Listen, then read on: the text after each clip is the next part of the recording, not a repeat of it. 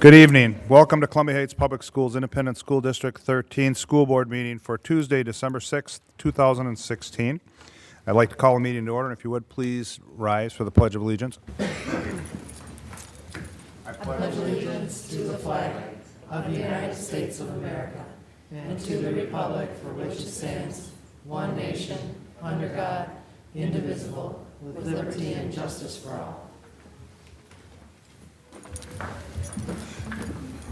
What a big crowd. How exciting.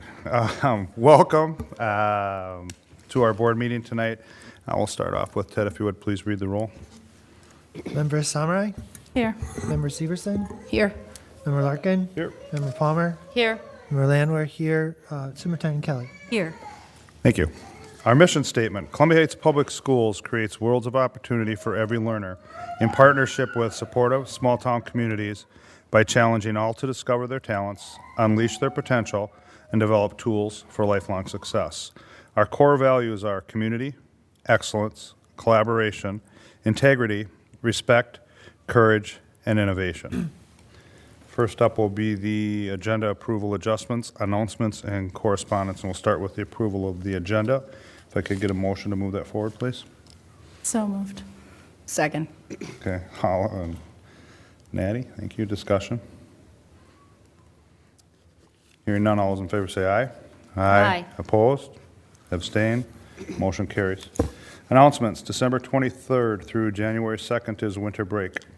Tuesday, January 3rd, school resumes. Tuesday, January 3rd at 7 p.m. we'll have the school board organizational meeting here in the community room. January 10th, regular school board meeting. Monday, January 16th, no school. Tuesday, January 17th, no school in service. Tuesday, January 17th, 5 p.m. school board listening session. Also, Tuesday, January 17th at 5:30 will be a school board work session. Tuesday, January 24th at 7 p.m. is a regular school board meeting. And Friday, January 27th is no school. It's a grading day.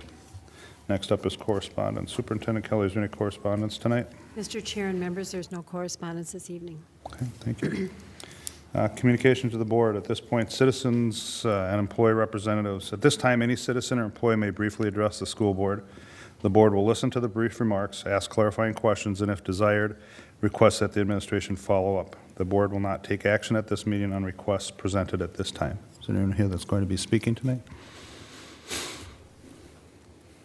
Okay. Next up is the consent agenda, which includes the minutes of the November 15th and 22nd school board meetings and the November 15th work session, and also the personnel report. If I could get a motion to move that forward, please. So moved. Laura, looking for a second. Second. Annie?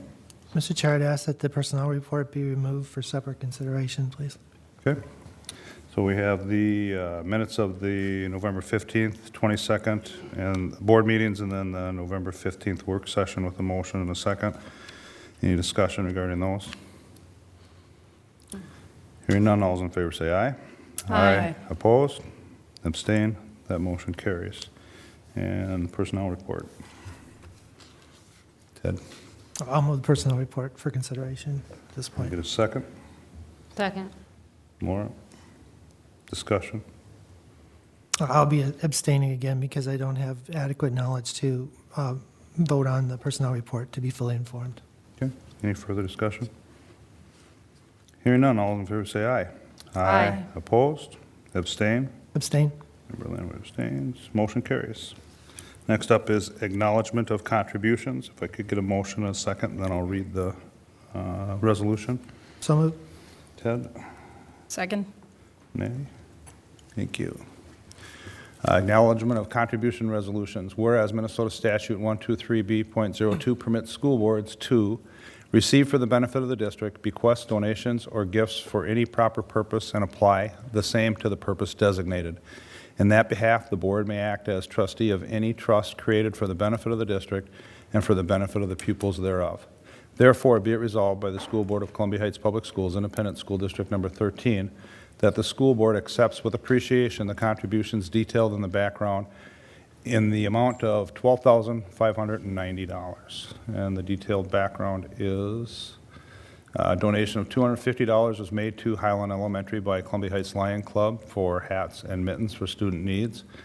A donation of $1,000 was made to Columbia Heights High School by Kraus Anderson Construction Company for study seminar. A donation of $200 was made to Columbia Heights High School by Northeast State Bank for study seminar. And then in value in kind, donations of food to Columbia Academy by Greg Gata for family in need, estimated value of $50. Donation of food to Columbia Academy by Kira Gata for family needs, estimated value of $90. Donation of books for each student to Valley View Elementary by Read Indeed, estimated value of $11,000. Total fiscal year 2016-2017 monetary contributions to date is $21,760.35. Any discussion? Thank you. It's good discussion. Yes. Okay. Hearing nothing else, all those, I'm sorry, it's a roll call. Ted, if you would please read the roll for an yea or a nay, aye or a nay. Member Samurai? Aye. Member Severson? Aye. Member Larkin? Aye. Member Palmer? Aye. Member Lamar? Aye. Motion carries. Thank you. Discussion reports, information items. At this point, board members will report on board activities since the last regularly scheduled meeting of the Board of Education. And Holland, you want to go first tonight? Sure. Last week, I spoke at the Kiwanis Club. I was invited to talk about education and promoting learning for all students. So that was really exciting to be there. I talked about the things that impact student learning inside the classroom and outside the classroom. So that was exciting. And I also had breakfast with the CEO of Medtronic, and he expressed interest in developing a mentorship program with our schools. And he even offered to come in personally for 2 hours and talk to students about opportunities and be a role model for them. So that was really exciting. I didn't even see that coming, so, yeah. Okay, thank you. Nanny? All right. I, just prior to this meeting, was able to attend the subcommittee for policy and got to meet some of the teachers at the teacher 10-year celebration, reception celebration. One of those two. I didn't get the exact title. I was also able to spend a lot of time over at Columbia Academy this weekend. They had a weekend-long robotics tournament where many teams from Columbia Heights participated in a area-wide robotics tournament. It seemed really successful. A lot of the parents from other schools complimented on how smoothly it was run, and it seemed like the kids were really having an opportunity to do some good creative expression during that time. I've taken in a couple of basketball games already, and it's fun to see the new sports season starting. And I was also able to have a sit down with Superintendent Kelly and chat for a more extended time, and that was really nice. Okay, thank you. Ted? I'm going to attend the TIES conference coming up next Monday and Tuesday. Looking forward to that. And be happy to bring any information that the board would want back and report. That's always great to see what new innovations are out there in technology. Okay. Laura? Well, I also attended the subcommittee on policy prior to this meeting, as well as the chair meeting, and had a brief opportunity to meet some of the 10-year teacher. Welcome to our family. So that's always very nice, and that's pretty much it. I have not had a very busy week. Okay, thank you. I also attended the subcommittee on policy, the chair meeting. Got a chance to come down Sunday and watch the robotics, the finals, and that was exciting. Then I also attended AMSD on Friday, where we had a guest speaker was Bobby Burnham, she's from the Minnesota Department of Education, and her focus was on the early learning update regarding ESSA. And that concludes my report. Next would be Superintendent Kelly, if you have a report this evening. Mr. Chair and members, yes, it was a pleasure meeting with members, Severson, and we discussed issues and concerns and had a few laughs along the way, so that was fun. Director Stenvik and I met with the superintendent and the middle school principal from St. Anthony, New Brighton, and as you know, we are collaborative partners with them through integration, and so the purpose of our meeting was to talk about how we could further those partnerships and forge new relationships. It was a pretty exciting meeting. We, in theory, have decided that we're thinking about extending our summer seminar. It's in its, this would be its third year if we extended it with the two groups, and so that seems to be in the works. We also talked about creating, algebra seems to be a stumbling point for some of our students, and so doing more of a bridge to algebra in the summer based on the AVID curriculum, and combining the teachers from both schools and school districts and doing some intensive work there. And then continuing our classroom partnerships that we're doing throughout the year. Over at Highland right now, they're in the area of science and in arts. And we want to get some more feedback from the teachers, but we're very excited about that. So that was our preliminary discussions. I, too, attended AMSD. With Chair Larkin, and then immediately following that, there was an integration superintendent meeting stemming around the lawsuit again, and it still remains that we will not probably be intervening in that lawsuit because everything has kind of been thrown to the courts, but also the commissioner has thrown things to the legislature. But there is some thought that we should be joining together to have discussions around the table what we can do in that area. We officially, as a superintendent, I have not inkled that we would be joining that group, but if we do, I'll put more in the update or talk to you about it as an information item in 2017. The New York Seniors Seminar Planning Committee continues to meet, and we're getting close, and so I want to thanks to everybody who is working on that. I think it will be a wonderful experience for our choir and art students this year. I did attend just briefly the robotics tournament. I probably wasn't there as long as you were, Natty. And it was amazing to see, first of all, the collection of people that came, the collection of things that they were trying out with the robots. And I was a little jealous of some of the tutus that were running around. I thought that was pretty cool. Along the way, I noticed, and if you haven't been to Columbia Academy, they have an art installation of life-size figures down there. And Principal Burkus was nice enough to snap a picture for me for my Instagram account because I'm not always that good. So if you're looking at that, that's still up. It was amazing what they did, so congratulations to them. I want to put in a plug for the Columbia Academy Theater Program. It's presenting Annie Jr. at 7 o'clock p.m. December 15th, 16th, and 17th, and that will be at the Columbia Heights High School Performing Arts Center. It's my understanding the cost is $3 per person or $10 maximum per family. And I hear it's a great production. I attended multiple meetings with board members, and I want to thank each and every one of them for their time. That concludes my report. Thank you. You guys still awake out there? We're moving forward now. Next up is the tenured teacher recognition, and we're going to have a couple of people talk to us about the board license faculty that's newly tenured as of July of this year. Well, when the principals are heading up here, you guys want to come up? That was the hint. While the your principals hint are to this, heading so. up here. Chair Larkin, members of the board, Superintendent Kelly. Tonight we have 13 teachers who received tenure as of July 1st, 2016. 12 are in attendance. Before we have them come up and shake hands with the board and get their plaque, Zena's going to say a few words about achieving tenure and what a great honor it is. Chair Larkin, members of the board, Superintendent Kelly, I'd like to start with a quote from the poet Mark Van Doren. "The art of teaching is the art of assisting discovery." And so this evening, we're really happy to recognize the cohort of teachers that are here who have achieved tenure this fall. They have dedicated themselves to supporting development and academic excellence.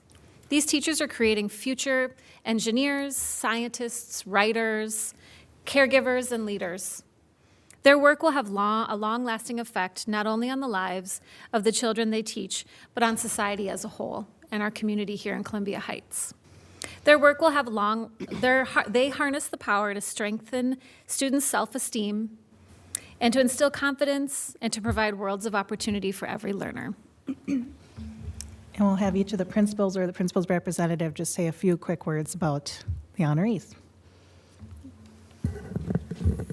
All right, good evening, Chair Larkin, Superintendent Kelly, members of the board. Tonight I'd like to talk about 3 teachers. I'll start with, we have 1 teacher from Highland not in attendance tonight.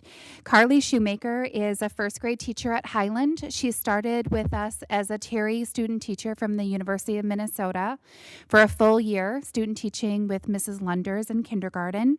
And then she taught 1 year of kindergarten and moved into a first grade position at Highland. In attendance with us, we have Laura Karstens sitting to my right. Laura is a second grade teacher. She's in her second year at Highland, although she comes to us with a wealth of experience from Brooklyn Center. She taught in Brooklyn Center for 10 years before she joined us. She has a bachelor's degree from Bethel and a master's degree from Concordia. I love the fact that Laura jumped right in at Highland, and she's also on my leadership team. Last but certainly not least is my school social worker, Nicole Hergy. Nicole is in her 4th year as a school social worker. She has 6 years total experience as a social worker. She has a Bachelor of Science degree from St. Catherine and a Master's of Arts degree in clinical social work from University of St. Thomas. I believe still pending, maybe complete. Still pending. So almost completed. Nicole is a valuable member of our staff, certainly for students, but staff as well. She fills the role of nurse, mother, guardian, peer, lots of words to describe everything that she does, but she really meets the needs of all of our students and fills many roles at Highland. Good evening. It is my great pleasure to be here tonight in place of Mr. Fort, who is ill, Superintendent Kelly, Chair Larkin, and members of the board. It is my great honor to speak about Caitlin Lehner, a teacher at Valley View Elementary. Mr. Fort has shared wonderful things about Caitlin, starting off with her education at the University of Minnesota, and has done wonderful things in the classroom. I personally have seen wonderful things that she has done. When you walk into her classroom, it's a dynamic classroom with all students working. For example, today I just saw her working, all the kids were working on different activities, but everybody was engaged. And with her fantastic personality, she makes the children feel welcome every day. So thank you.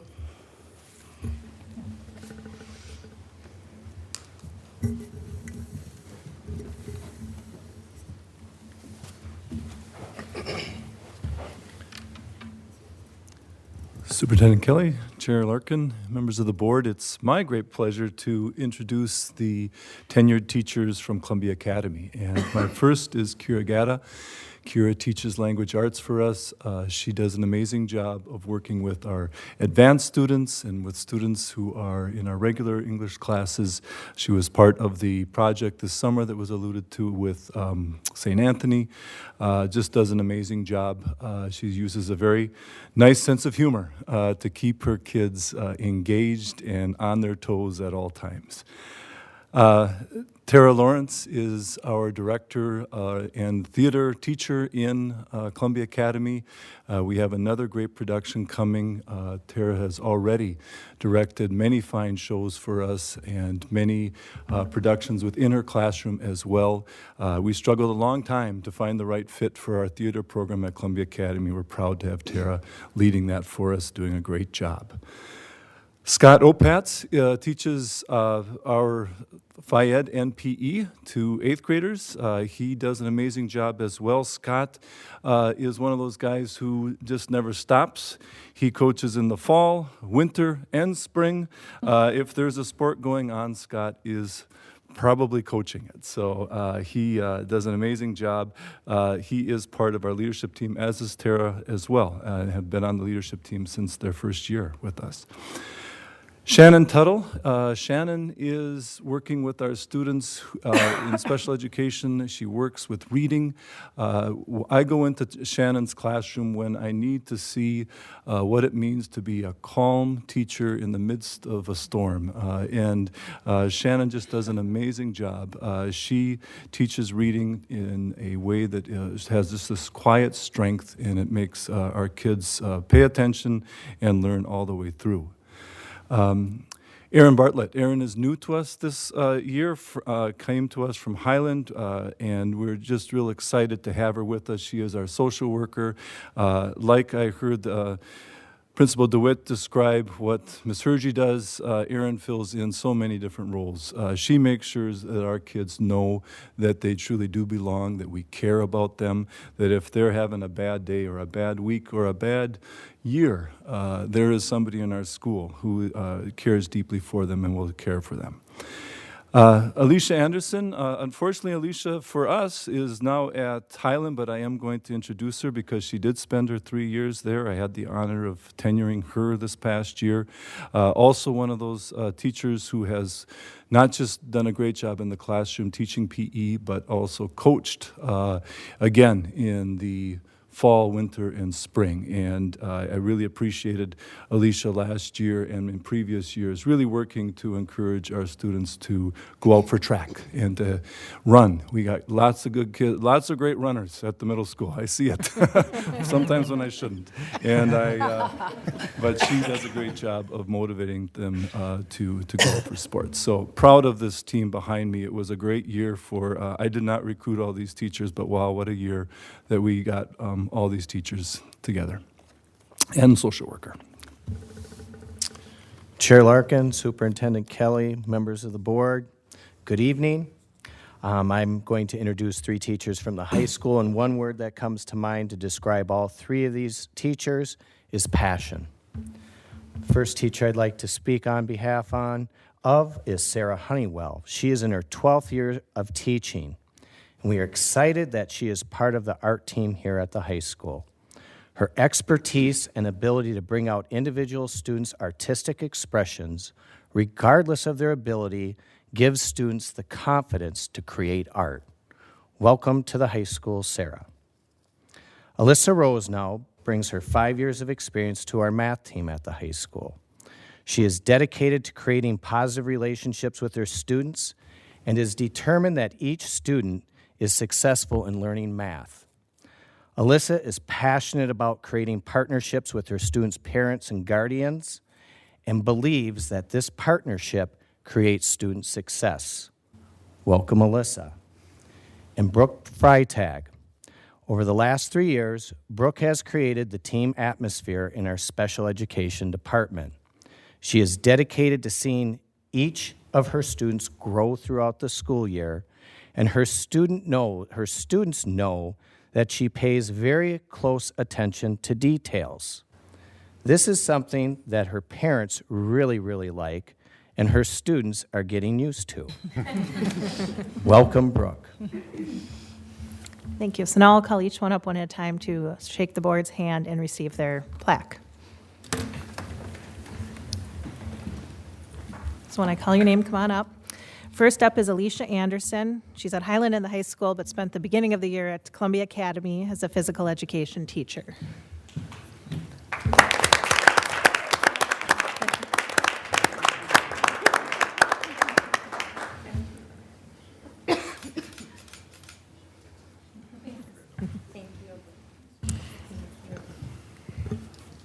Next up is Kira Gata, Columbia Academy English teacher.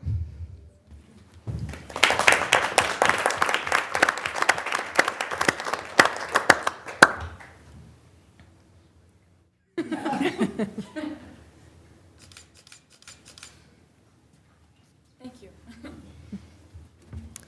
Next, we have Tara Lawrence, Columbia Academy theater teacher.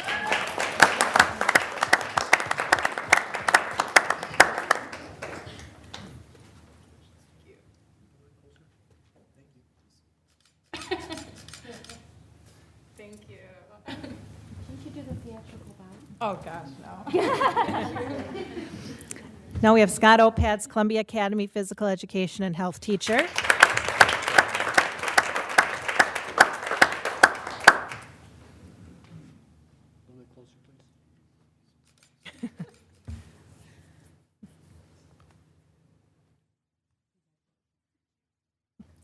Now we have Shannon Tuttle, Columbia Academy special education teacher.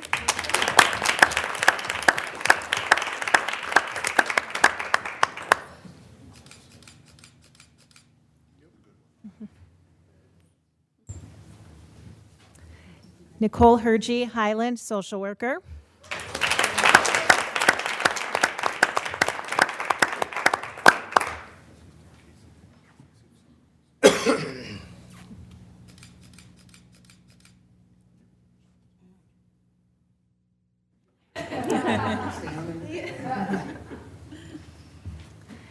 We have Brooke Freitag, high school special education teacher.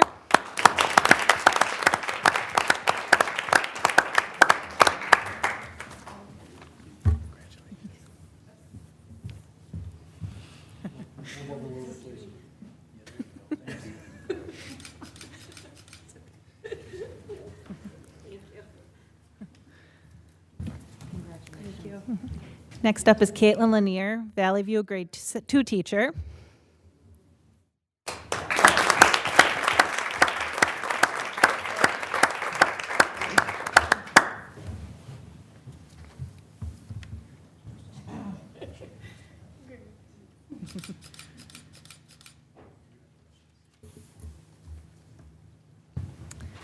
Alyssa Rosenow, high school math teacher.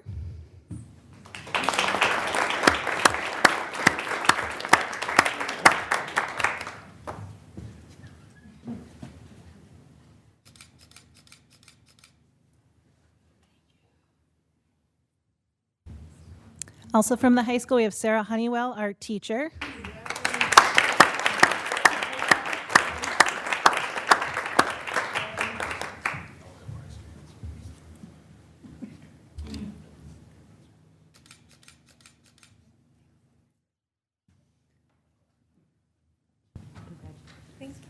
From Highland, we have Laura Carjens, grade 2 teacher.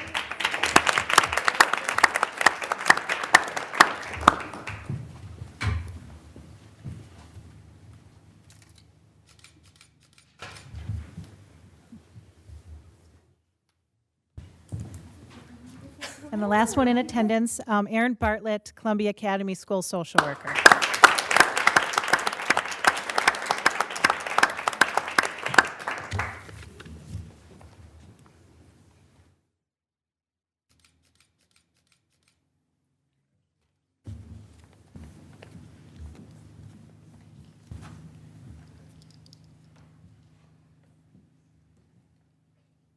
If we can just give them all one more round of applause for all their hard work.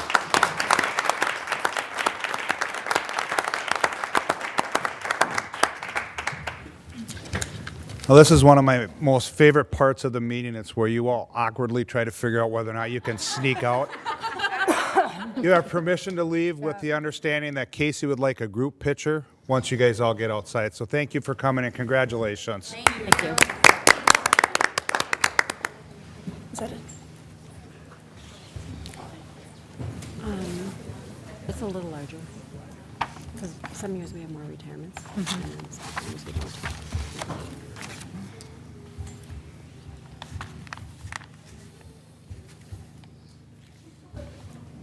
All right, and we'll keep things moving. Next up is the building vision card from North Park Elementary.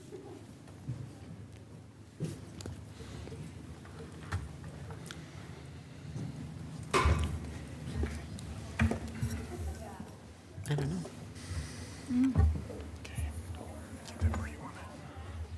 Chair Larkin, members of the board, Superintendent Kelly, I'm pleased to be here this evening with Principal Jeff Sosik and Dean of Students Tanya Sturm. We're here this evening to present the scorecard for North Park Elementary.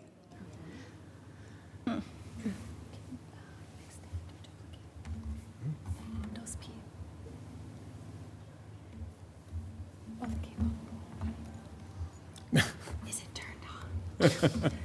Is it plugged in? There we go. So our mission is to create worlds of opportunity for every learner.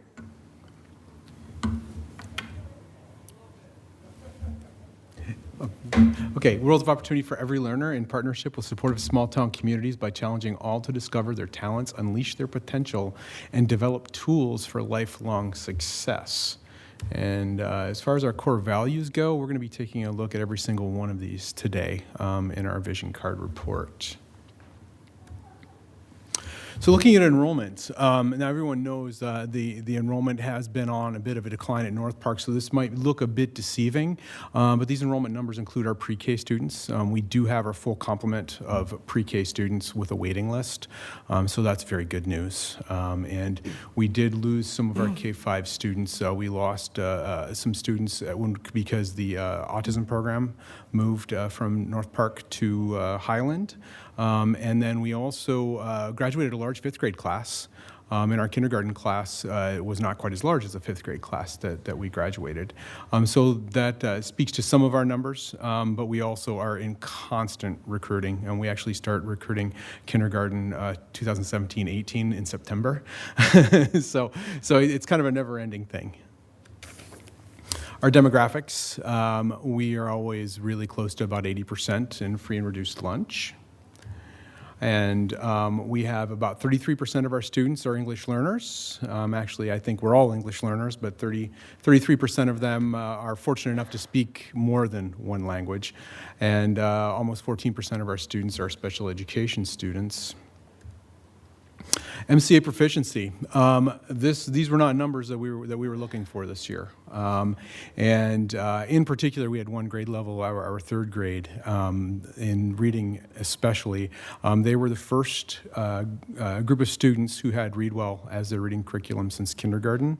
And we are in the process of remedying that, as you'll hear later on in the presentation, as we have adopted a different reading curriculum for second grade and are looking to expand that further. We also have several different interventions in place this year that we did not have last year. One thing am I not plugged in again? One thing that we have been taking a close look at, and I'd like to reiterate, is taking a look at our science score. Anyone who knows anything about the MCAs is going to know that the science test is a reading test, if anything else. And so the fact that our science scores are as high as they are, over 53%, and our reading scores are around 31%, it just doesn't necessarily compute. And so one of the things that our team at North Park has done this year is we've taken a very close look. What is it that we do in science that we could transfer to reading? And a lot of it has to do with personalization. A lot of it has to do with inquiry, and a lot of it has to do with learner independence. And we'll speak a little bit more to that later on in the presentation. Suffice to say, these are numbers that we don't ever want to see again. So strategic roadmap. We constantly have a yellow box around A and B there, and expanding access and opportunities by turbocharging what works for redesigning what needs to be better. We're always looking to get better. I think the most important word there is opportunities. I think that when we're looking constantly at closing the achievement gap, it's kind of like treating the symptoms of a cold. We'd love to cure the cold. It's the opportunity gap. And so the opportunity gap is really the gap that we are most focused on, because that is the root. That is the root of the cause. The symptoms are the achievement gap. And so it is our opinion that providing ample opportunity to our students is going to work to close that achievement gap. So looking at the card itself, we've spoken about, presented our reading and our math MCA scores as well as our science MCA scores, but it's a quite stark contrast there. Seeing with science in the green like that, and our reading and math in red. And so really taking, again, I'm going to reiterate, taking a close look at what we're doing in science and trying to translate that into everything else in our day. And then looking at our achievement gap, we had a 35% gap between our African American students in the standard in reading, and that was our largest gap. And so that puts us in the high concern level 2 area for the achievement gap. Another place that is a little bit deceiving also if you look at B14, because we cut our time to think referrals almost in half. in 2015-16 compared to 14-15. But we were very disappointed to see that there still was a significant gap between our largest representative group in the Time to Think room and our smallest representative group. And our African-American students accounted for 61% of our referrals, and our Latino students only 6%. We've done an awful lot of work on equity, and we will continue to do that work on equity because really it's going to be learning how to best support all of our students to see that they are all in class as much as possible. However, it is deceiving because we cut those numbers almost in half as a whole, as a building, and we are quite proud of that. Out-of-school suspensions, we continue to be in the green area, in the vision area with that. We cut them from 52 in the 14-15 school year to 38 in 15-16, and especially in the elementaries. We really try to find any other intervention other than a suspension. You know, sometimes that is the most appropriate, the most appropriate intervention, but we try to make it a last resort whenever possible. So our SMART goals, clearly our numbers need to go up, and we are looking at an 8% increase as a goal in math. We'd like it to be higher. And we're also looking at a 10% increase in reading, and we'd like that to be higher too. Some of the things that we're doing to get there, we have a new math curriculum this year. It is Math in Focus, which is an American version of Singapore Math. I'm sure you've all heard an awful lot about it. It's been an interesting adoption, and I mean that in a positive sense. Our staff loves it. And the typical lesson that perhaps next year will take about an hour is taking probably more like 75 minutes this year as our students, as we backfill some gaps for our students, because it's very different terminology that we're using in Math in Focus than we had been using previously in everyday math. And looking at reading, we are really, one of the things we learned from looking at science and looking at the place that we did have significant growth last year, which was in 5th grade. Our 5th grade reading scores went up by 11 points last year. That's buried in where the other data is, but as we looked more closely, we saw that, the explanation for that is the Personalized Learning Initiative. Our 5th grade team really mastered the PLI last year in creating personalized playlists for our students, and we'll talk a little bit more in depth later on in the presentation as to what that is, what that means. But we have expanded the course of Personalized Learning Initiative to 4th grade, and we're looking also at personalizing learning for students at every grade level to the greatest degree possible, because it's pretty clear to us that is the answer moving forward in trying to close that opportunity gap for students. We still want our time to think referrals to go down, even though we cut them so far. We want to see a decrease by at least 10% this year. You know, last year our goal was 10%, we hit 50. So this year, maybe if we shoot for 10%, we'll hit 50 again. That sure would be wonderful. We really want to focus on our student groups, the kids that are being referred out of class. We don't want to see a 56-point gap between our highest referred class of students and our lowest referred class. That's something that's very important to us. We're very equity-minded. Okay, so this is a silly picture of our new teachers this year. And it serves as a nice segue. One of the partnerships, it actually was mentioned during the tenured teacher celebration. One of the most important collaborations and partnerships that we have is with the University of Minnesota, in particular the University of Minnesota Terry program. And as you know, they provide their students with a full year of student teaching. And anyone who's been through a teacher's training program knows that the learning doesn't really happen until you get into a classroom. And spending 4 years in a classroom at a university and then 6 or 8 weeks in a classroom doesn't do you justice and prepare you very well for your craft, for your profession. So the University of Minnesota has answered that call by adding a 5th year, and those students spend every day of the year, except for about 4 weeks, in classrooms. And these are our new teachers, and they're all homegrown. They're all Terry teachers. And it's something, it is a program that has really helped us get up and running with innovation at North Park. We actually, 7 of our studio teachers, 3rd, 4th, and 5th grade, were trained in what is now the 5th grade studio as Terry teachers.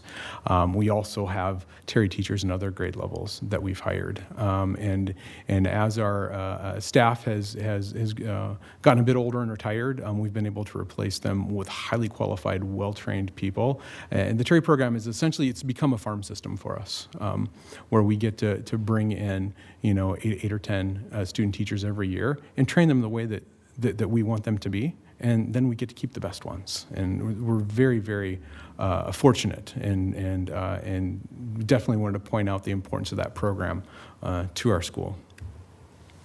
I'm going to pass things over to Dean Sturm at this point to talk a little bit about parent engagement and other community partnerships. Thanks. Good evening. It's nice to see you all. So this is a picture of from Open House Evening, and that's our art teacher, Lindsay Walker. And she, last year, really moved our students with engaging them in the community, taking them to High Point printmaking studios. And they are so excited to go back again this year. They asked her whether we would be returning right away last year, so they're really excited about that. Additionally, this year's 4th grade team, many of whom you saw on the previous slide, are partnering with the library in Columbia Heights to do a Saturday afternoon literacy program where our families will be invited to learn from both the teachers at North Park as well as the staff at the library, really to dig in about the importance of reading at home, since that makes up the bulk of our homework these days. Reading at home as a family, independently, together, out loud, silently, all the time. Additionally, I wanted to make mention that we do have nearly 24. We have 23 students, teachers rather, at North Park who are trained in the parent-teacher home visit protocol, and so we are deeply engaged in home visits still. We're hearing really great feedback from our families about that. One of our 5th grade teachers, Carolyn Teichner, was sponsored by Education Minnesota to attend a conference and present in Boston with a group of teachers from the metro area on the parent-teacher home visit program as well. You saw our literacy scores. We are all about literacy at North Park for sure. We're thrilled with our new literacy interventionist. She is working primarily in grades 1 and 2. We're convinced that we really have to disrupt this cycle of bringing kids to 3rd grade who aren't performing on our tests. So we're making sure that she's focused there in 1st and 2nd grade. Last year she was primarily in 2nd grade, actually solely in 2nd grade. We saw good benefit of that, and so now we're hopeful with those kiddos in 3rd grade this year, and she's focused on grades 1 and 2. We have this year a new curriculum in 2nd grade. It's Literacy by Design, which we've been using in grades 3-5. The expansion to 2nd grade is really important for our students to have that continuity and to have a more appropriate curriculum at that grade level.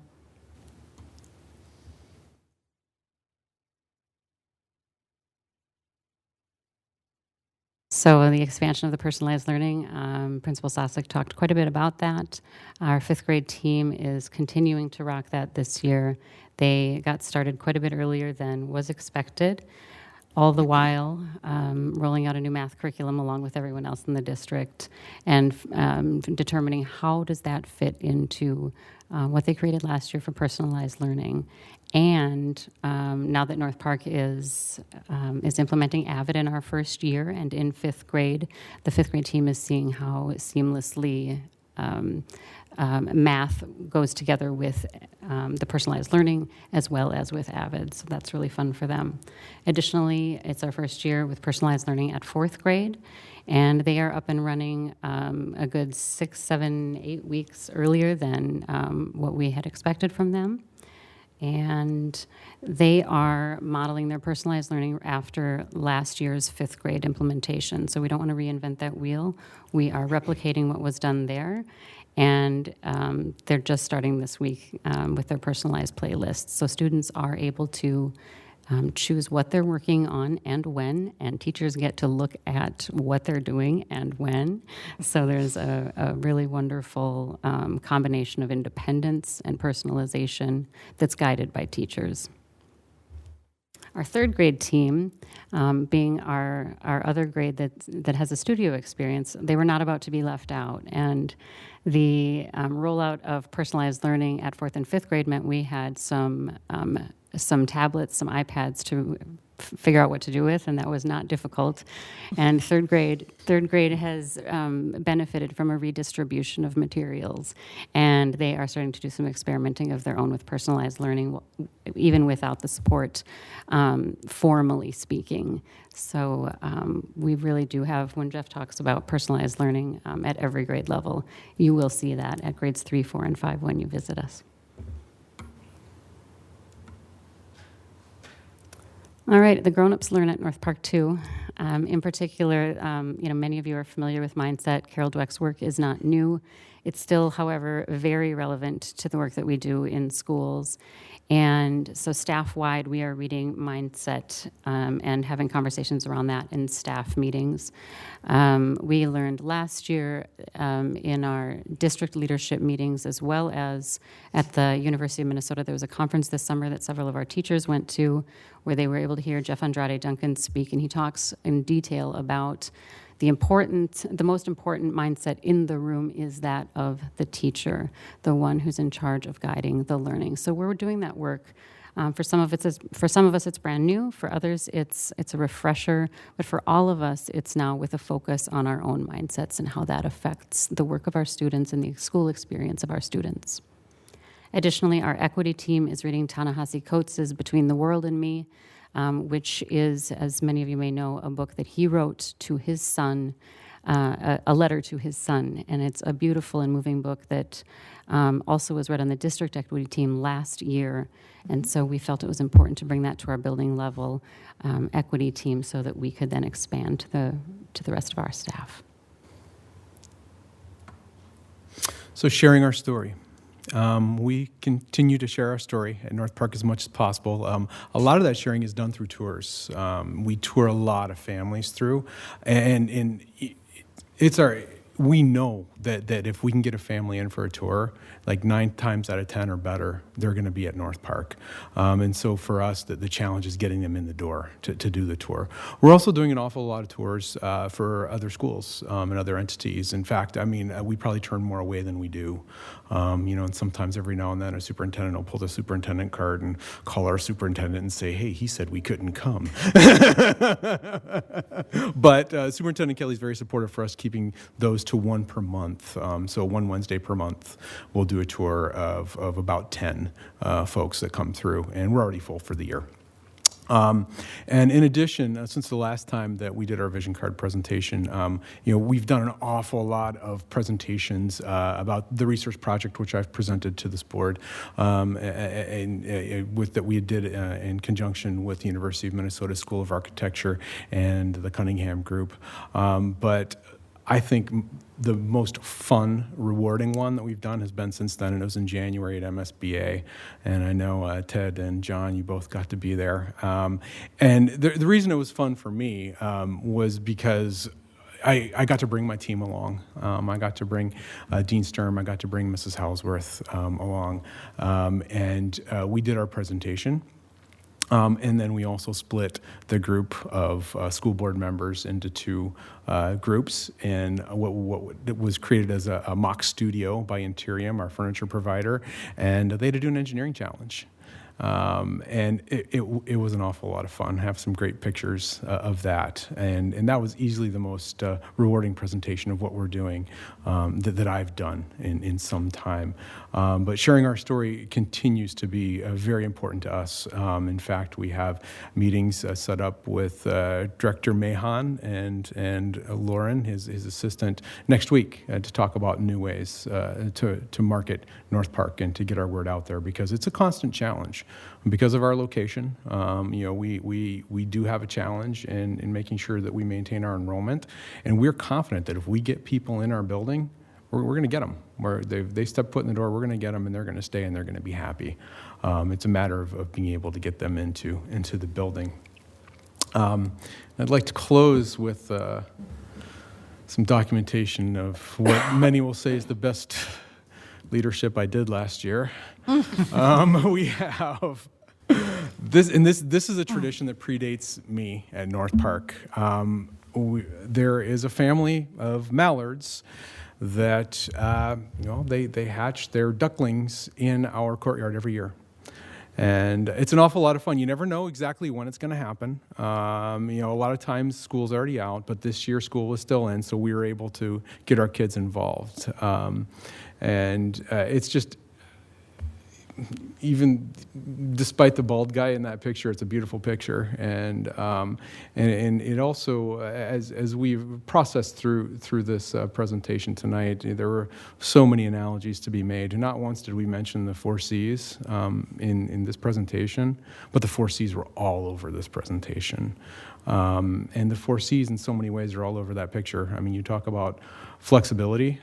Being able to, we're going to stop our day because we got to get these ducks through, and getting the groups of kids out so that they can form a tunnel so that we can help get the ducks through. And we, of course, had another cadre of kids outside because the hawks always show up once the ducks get out there, And it was just such a wonderful experience, and it's a wonderful use of creativity and problem solving that our kids showed in helping us get those ducks out last May. But that concludes our presentation for this evening. So if you have any questions, we'd love to field those at this moment. Anyone have any questions or comments?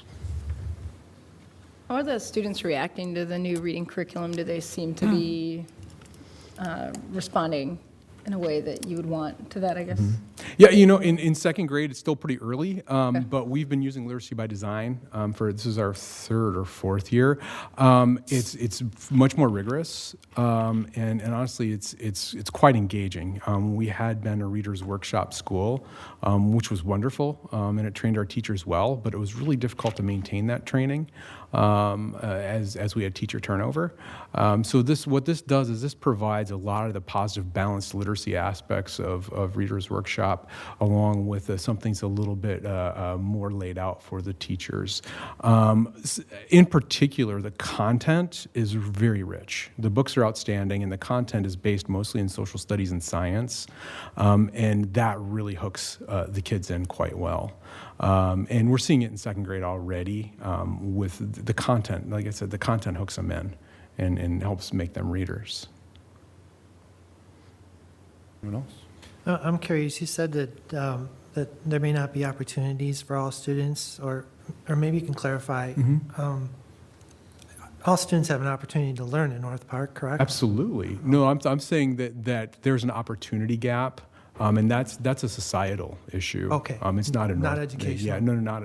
It's a societal issue, and in so many cases, like a student, for instance, in an incredibly wealthy community, may have access to opportunities, whether it's at school or at home or whatnot, that students from communities that are mired more in poverty may not have. I mean, that could be anything from taking trips during summer vacation to really having access to high quality instruction, to high quality technology at school.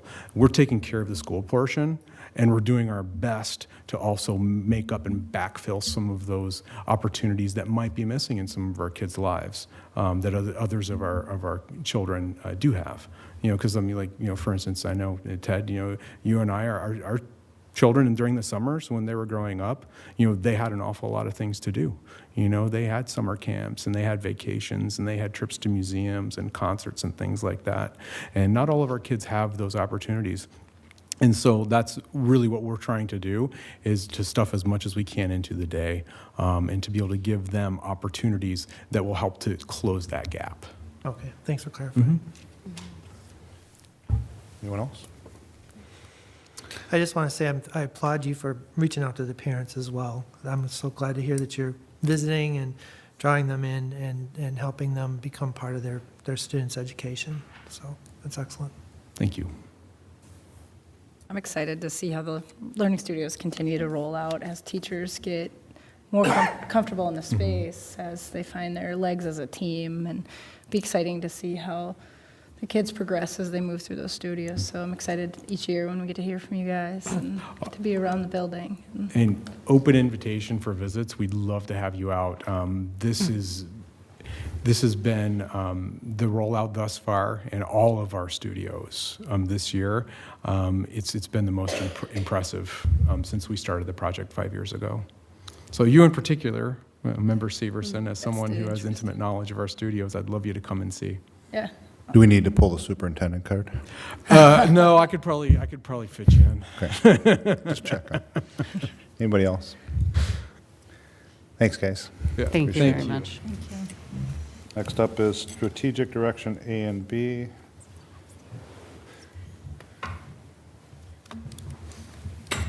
Brian and Zena.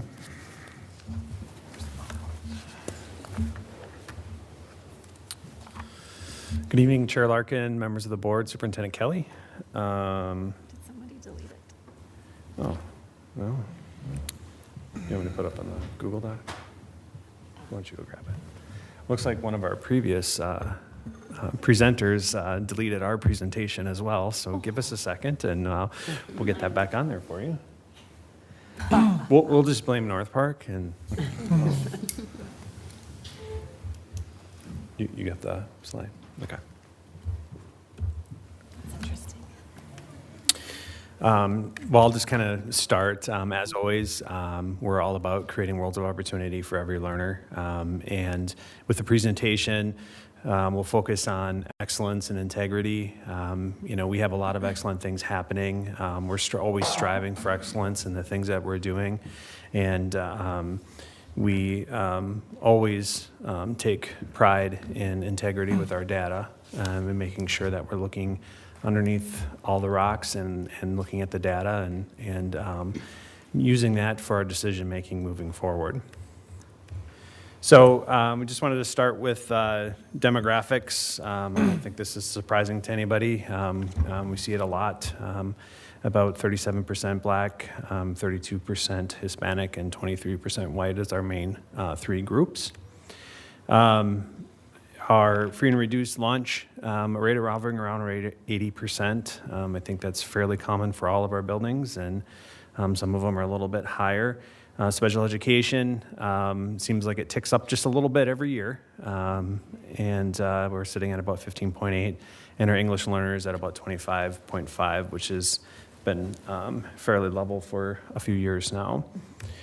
So I just want to dive right into the vision cards, and with the vision cards, I'm not going to read through every single one, but we're going to highlight pieces of each one. On the first one, I'll look at A1, articulated use of standards. We've been mapping our curriculum in Atlas for several years now, and we have all of our courses mapped out there. And I spoke about A3 formative assessment in our academic return on investment portion, and talking about personalized learning and how we're pushing and driving that formative assessment, and how we really feel that through this initiative we're really increasing what we're doing there, and we believe we'll continue to see that go up, and we should be approaching a level 5, if not hitting a level 5 after this year, hopefully. On the next one, A5, presence and use of 21st century learning in the classrooms. And again, this is a big push through our personalized learning. You heard Jeff talk about that, Principal Sosek at North Park a lot. And I believe that this is really a driving point for us here. We're at a level 3. I think we are getting close to getting over that level 3 to a level 4. And I think with the personalized learning initiative, again, as we expand, we'll continue to see that drive forward. We talk about the 4 C's a lot and our focus around that and how important that is in 21st century learning within our classrooms. So taking a look at A7 through A11, a few things to point out. In A10, the presence of AVID and the strategies, you can see at a level 5. This is technically a measure of the high school, but in addition, we have Avid now at all of the schools. But the high school in particular has, even though the high schools had Avid since 2008, this is a year where they've had a kind of a refresh and a restart, and we're seeing an even deeper implementation. And they were, again, highly certified by the National Avid Center. So that's an exciting thing. Also, A11, looking at parent involvement across the district, we're seeing to be at a level 3 there. We're seeing, Director Hennekins and I have talked about all of the different ways that we can measure parent involvement and all of the points of contact. And I know there's been discussion at the board as well. We know that this time next year, when we're giving this presentation, that will be at a level 4.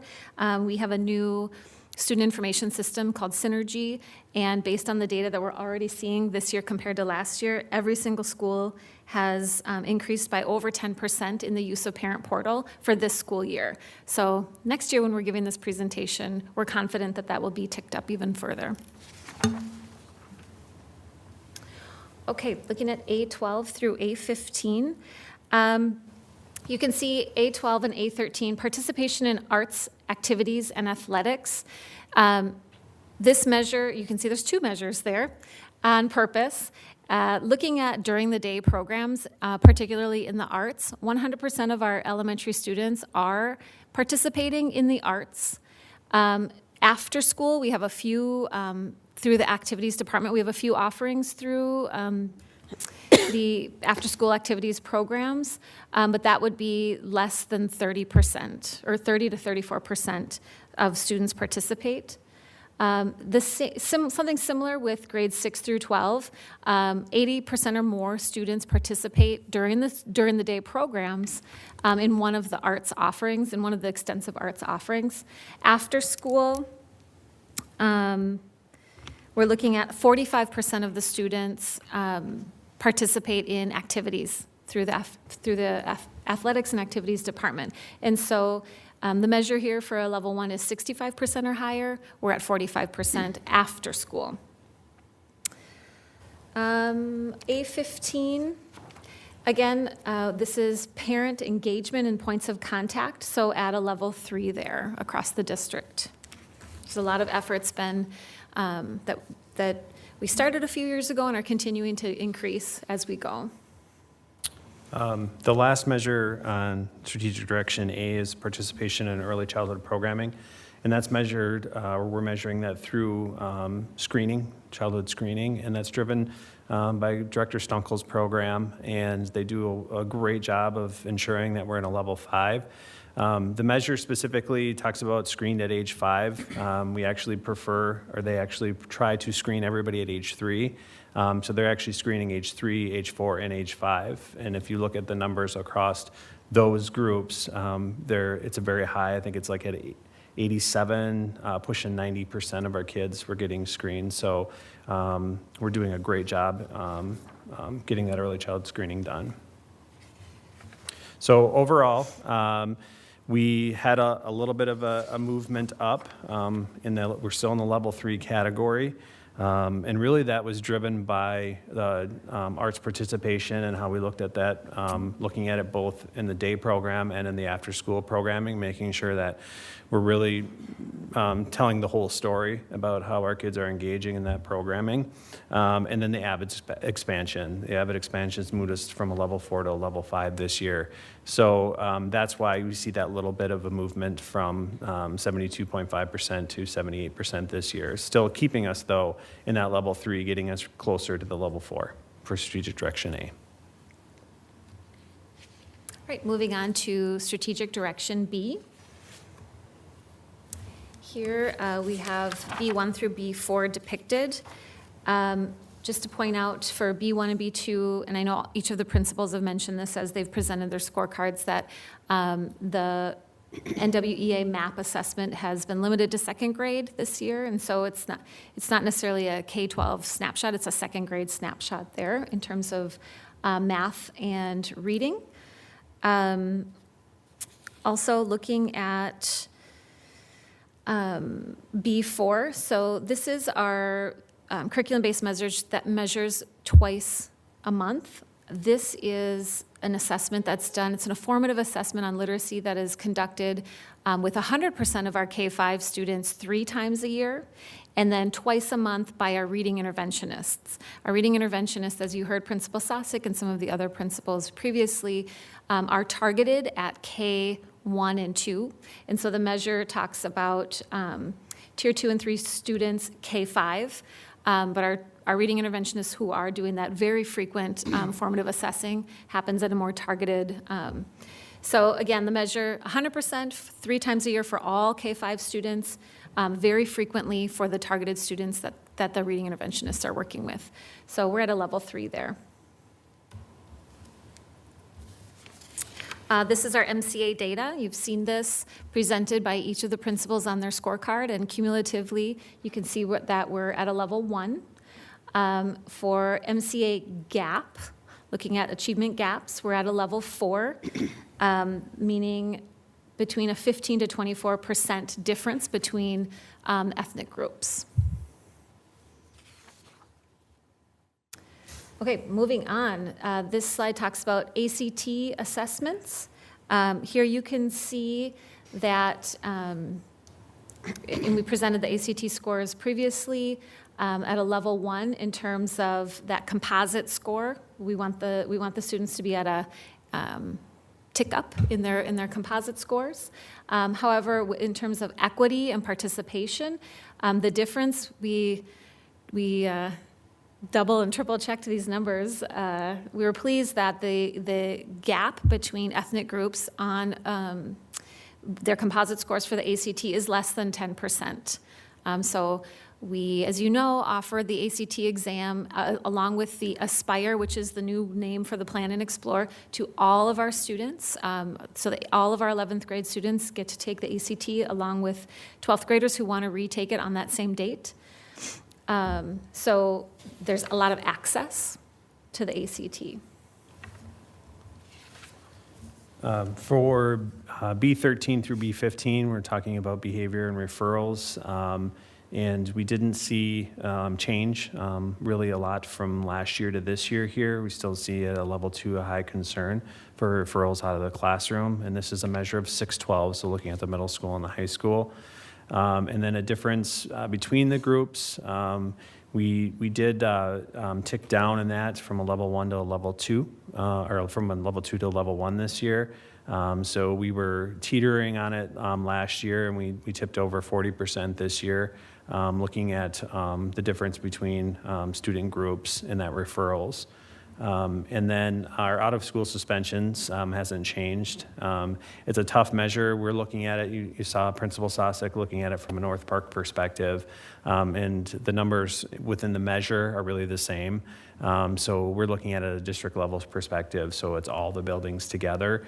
So we are exceeding that 425. We're just over 500 as a district. So we're still continuing to be in a level 1 as a district on this measure. Okay, the next scorecard shows advanced placement, graduation, and AVID as well, kids who are in AVID and their readiness and college entrance. So you can see here in B16, AVID or AP participation, we actually have many students participating in the AP program and taking the tests. The measure is students who are scoring a 3 or higher. So we do have students scoring a 3 or 3, 4s, and 5s on the test. And we also have students scoring 1s and 2s. And we do feel that students who are scoring a 2 on that assessment have had access to rigorous coursework and have gained a lot of skills that way. Taking a look at B18, graduation rate. So with this measure, the measure shows us at a level 1. However, per our graduation rate, we're top 33% in the state of graduation.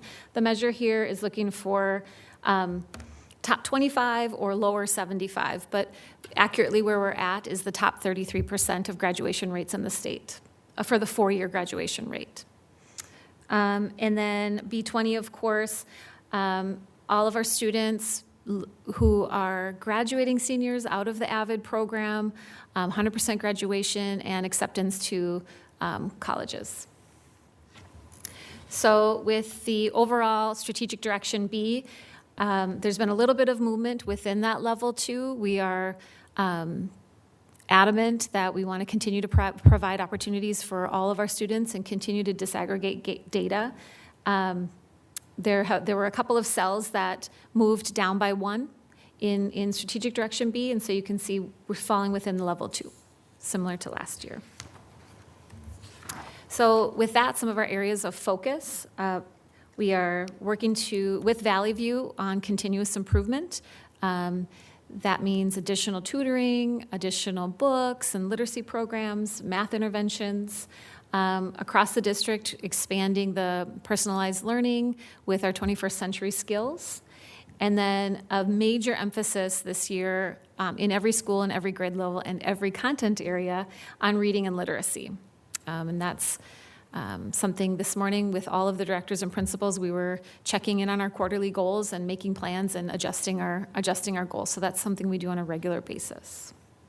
A couple of areas of celebrations for last year. Of course, Columbia Heights Public School District was named the Small District School of the Year, which is a national award. And again, our AVID program was not just certified, but highly certified by the AVID National Center. So that concludes our presentation. Questions or comments?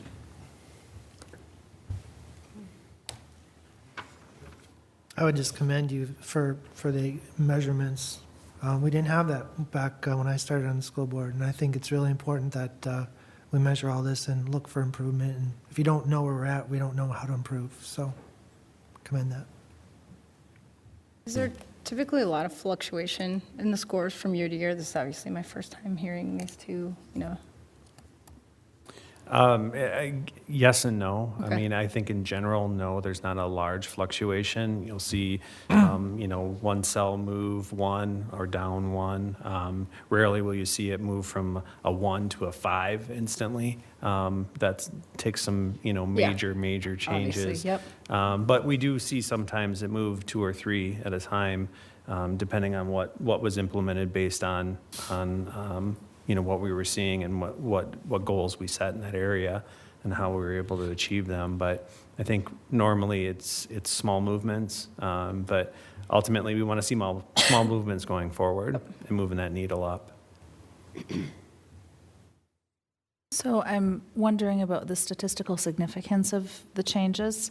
And I mean, with the rubrics, that's per the rubric. You don't question that. But whenever there's other numbers that are changing, have you guys looked at statistical significance? Like if there's a drop, is it statistically significant, or is it really kind of almost the same, and the same for increases?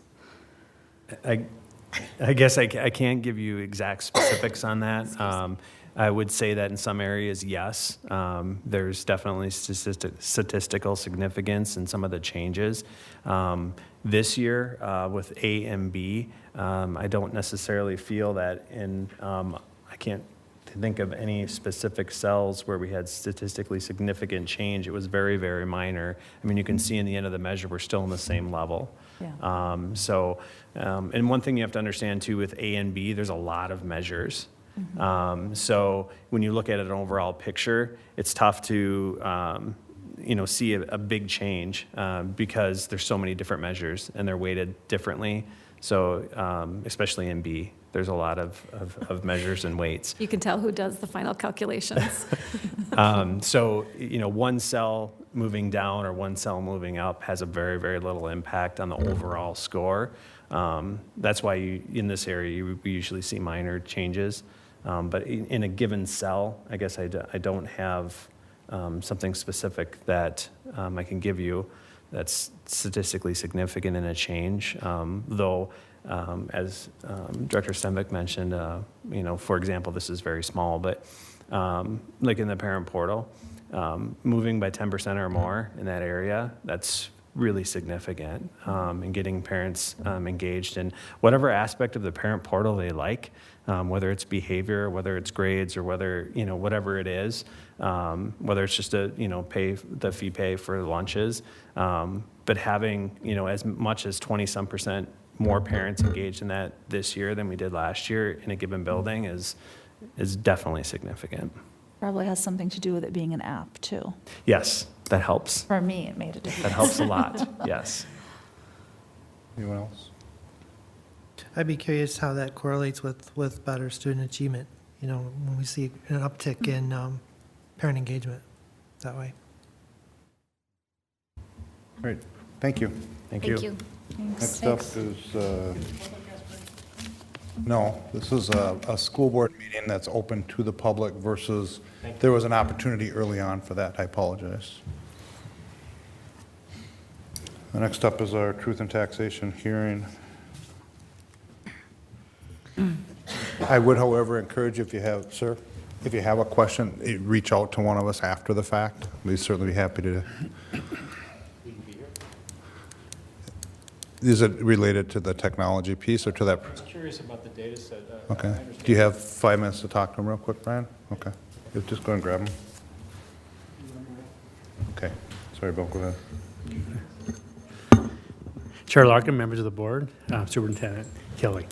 Tonight, by law, we need to do a truth and taxation hearing.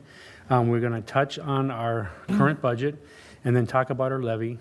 And then we do have to give a couple minutes for questions from the audience if there are any.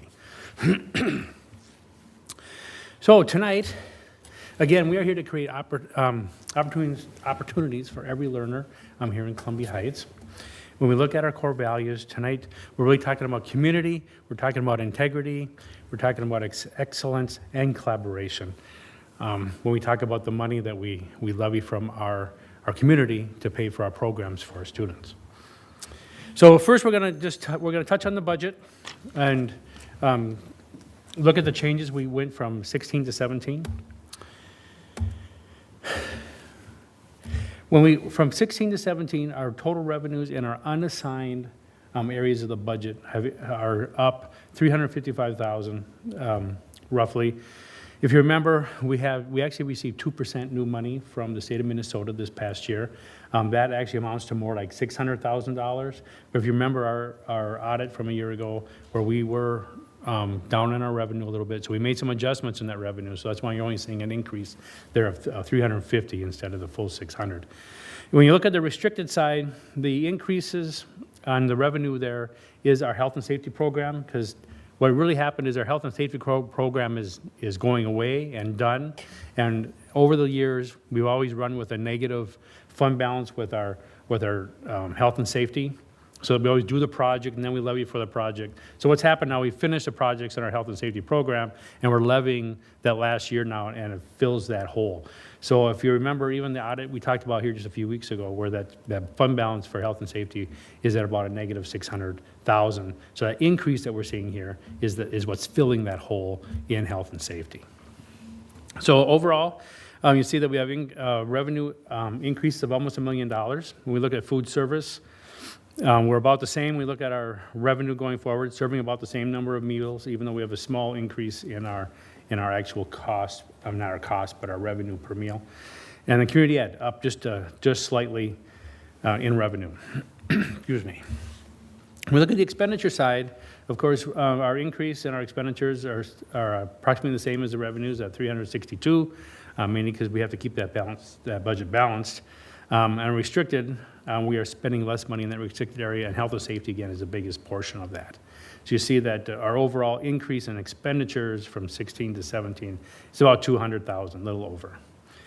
Food service expenditures, we're looking at expenditures of a decrease, again, of about $15,000. We saw this happen in the year prior.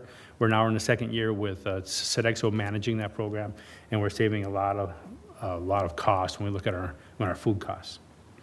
Community education costs are up a little bit. Those mainly are pre-K4 expenditures, as we've been expanding that program a little more. We've been able to receive a few more dollars from the state of Minnesota, so we're able to funnel some of those dollars into that program. This gets pretty busy, but I want you to kind of look at that change in fund balance. And that's kind of our, looking at what's really happening in those fund balances when we're talking about our budget. So up right on top, the unassigned, we see a balanced budget. It shows $673, but that's balanced budget, that's zero. And then restricted, of course, to $615,000. We should see an increase in that overall restricted fund balance area of a little over $600,000. So overall, our general fund, we should see an increase of about $600,000 in that at the end of 2017. Food service, we see a small increase again. We saw about a $20,000 increase this past year. We should see it now about a $27,000 more.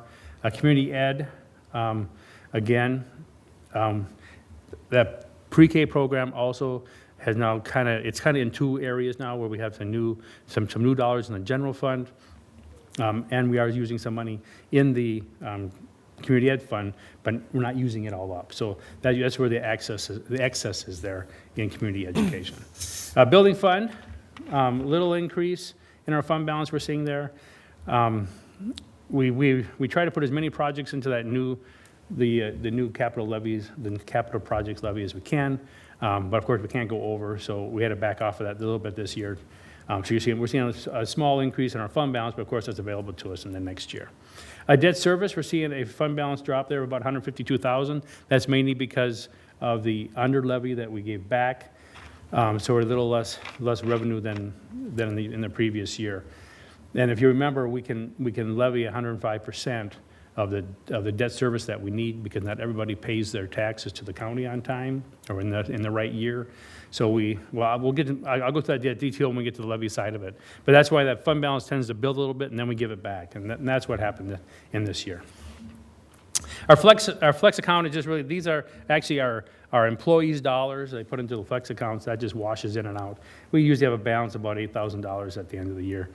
Our dental, we are self-employed in our dental insurance, and each year we collect about $225,000 in premiums from our employees, and of course we spend about the same amount. We do a fund balance there close to $200,000. So that program, our dental program, self-insured program, is working very well. We haven't had an increase to our employees since I've been here, and that's been over 7 years already. And you can see the fund balance is still at $200,000. So that program is working very well.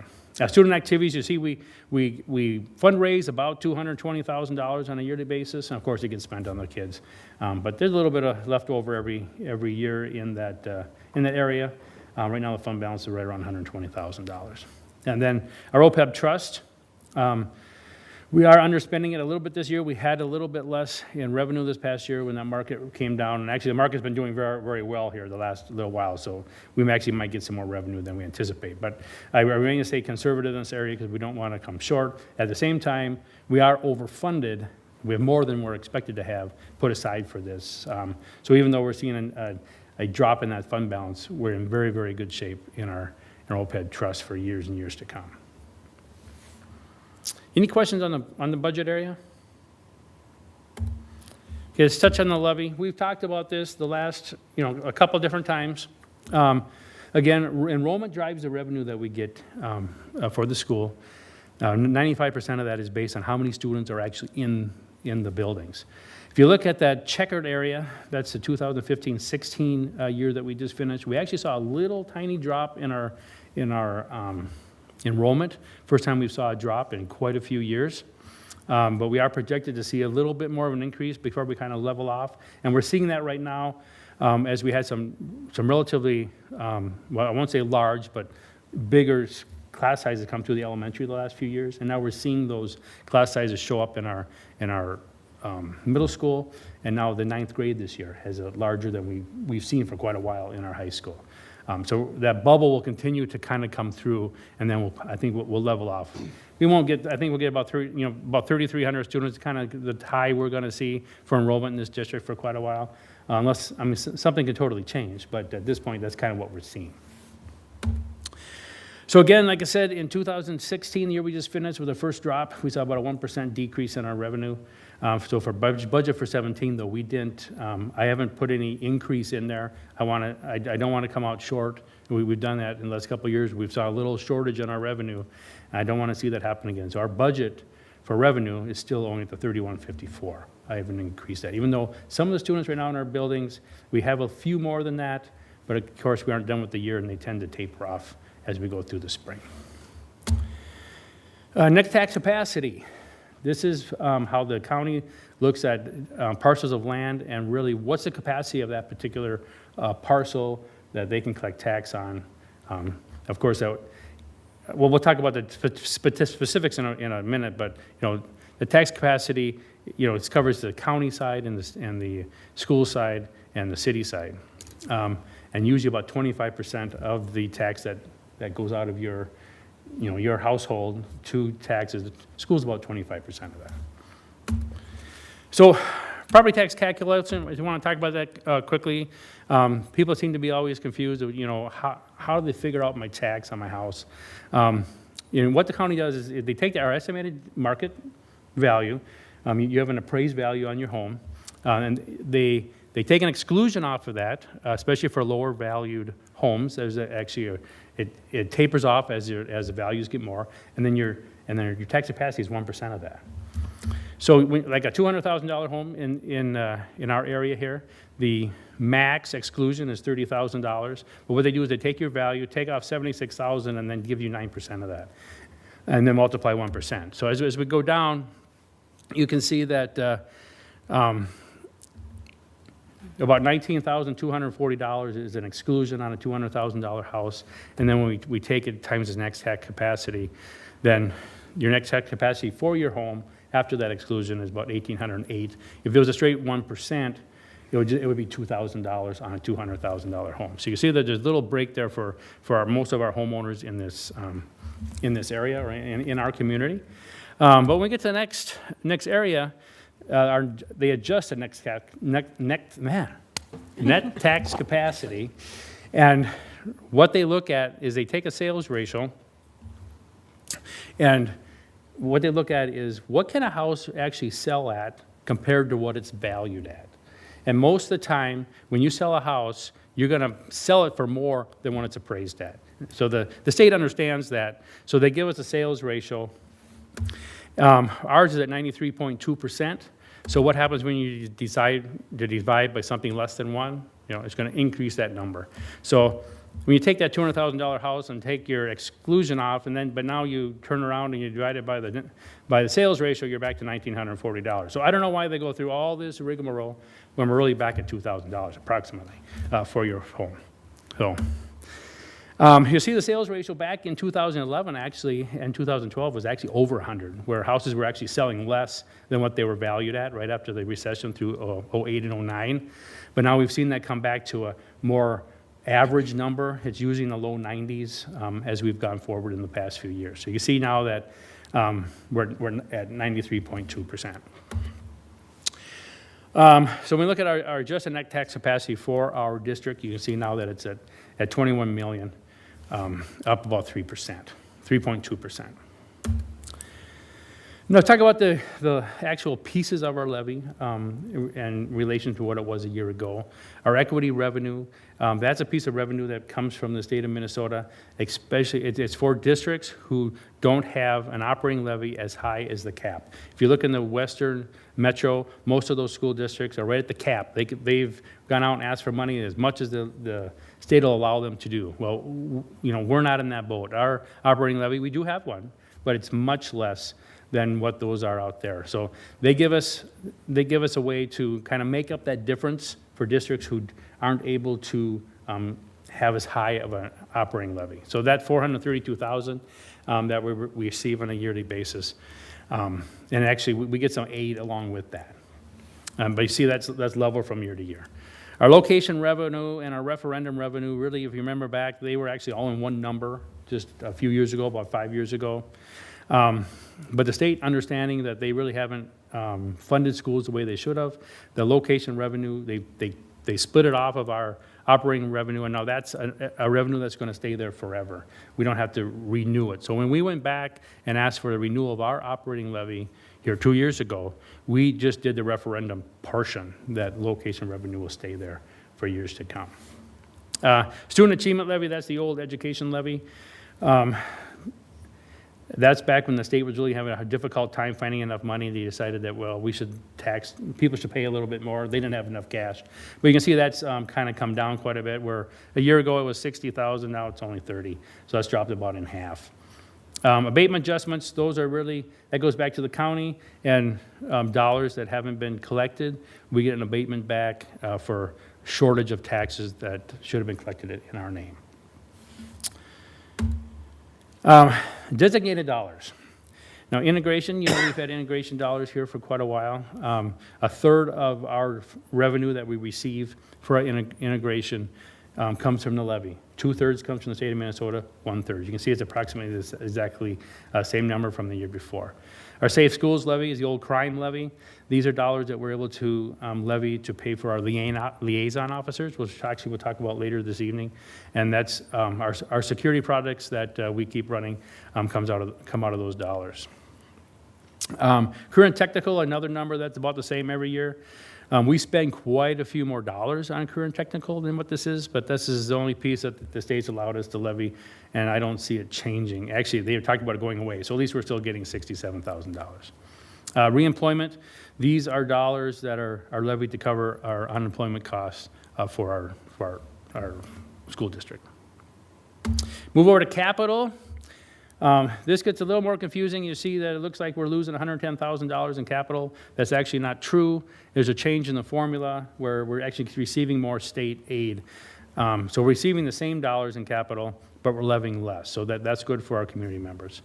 Health and safety here, you see again where we pretty much levy between $500,000 and $600,000 on a yearly basis. And when that program was running, you see now that it's gone away.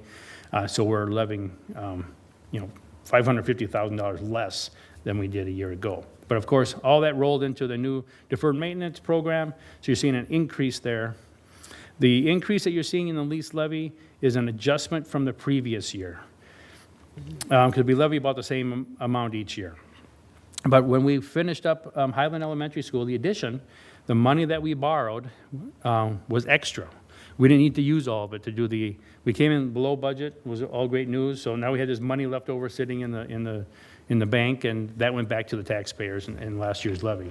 So now, because we're going back to the same level we were before, you're seeing an increase there of about $500,000, because we gave about $500,000 back last year. That's about what we had left over.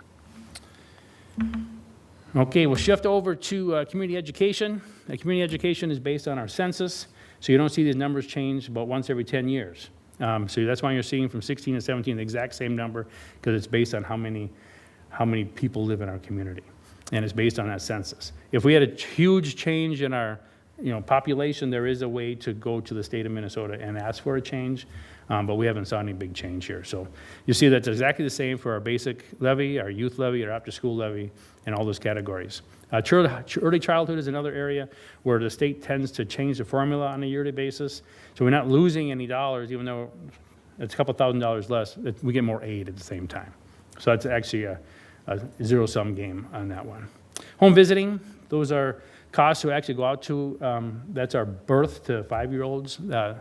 After they come in and do their preschool screening, there's some of those students that actually get visits from our staff members, and that's levy pays for that. Our school-age care program, this is a program that is after school, and if we have any students with special needs, the cost to serve those special needs kids, we're able to levy for. And what's happened here, last year, actually, from the state of Minnesota side, we actually levied too much, and so now we're giving it back, because we didn't need all those dollars. So next year, you'll see it pop back up to $100,000.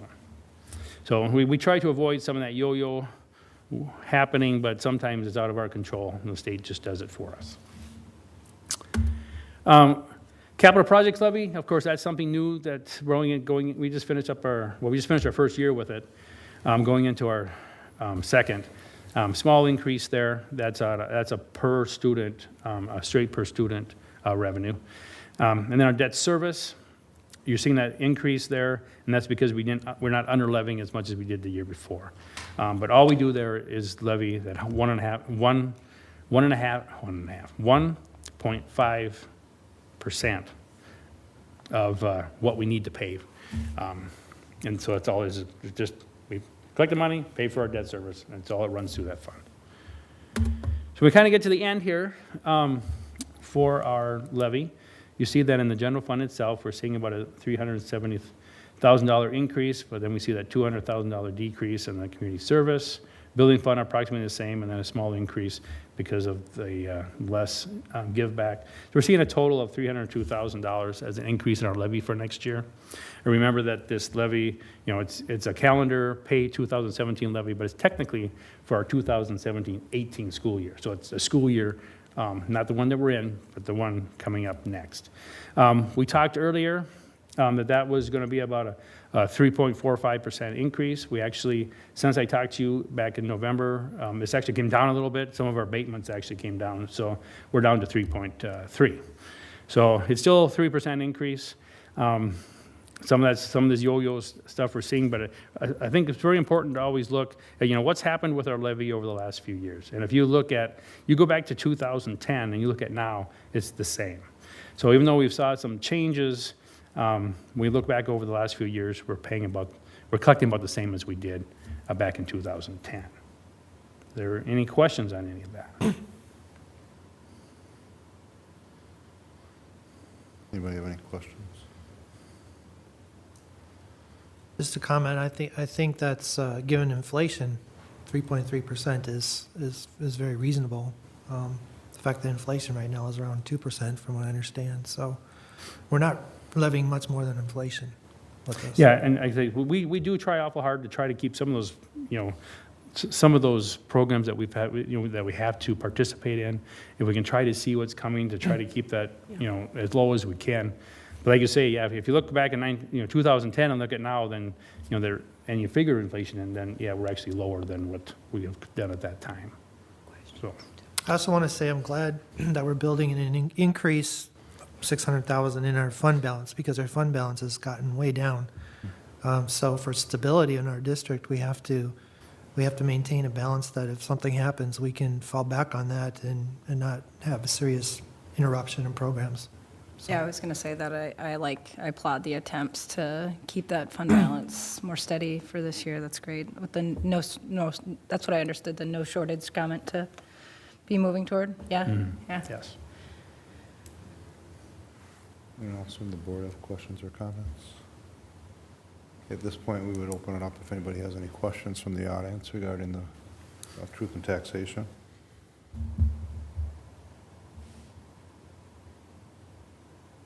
Okay, thanks, Bill. Move on to our action items. First up would be the Pay 2017 levy. Bill? Yeah, the information that I just presented, there's actually a handout in your packet, so you can see the total there of 9 point, here, I better put it back up, I don't have that number with me. Our total levy that I need you to act on is, yeah, $9,336,295. And we need to certify that levy tonight, and then we'll send that into MDE and the Anoka County to get that ready for next year. Okay, looking for a motion to move that forward. So moved. Laura? I'll second. Ted, second, thank you. Discussion? So I believe we discussed this before, but I can't remember. How long is the course of that levy if it's passed? This is just pay 2007, so the calendar year of 2017. So your taxes that you pay in May and October come out of these dollars that we're asking for tonight. Of course, if you're, a lot of people have their home in escrow, so you're paying a monthly payment for it. But the county collects the dollars twice a year. It's in May and October.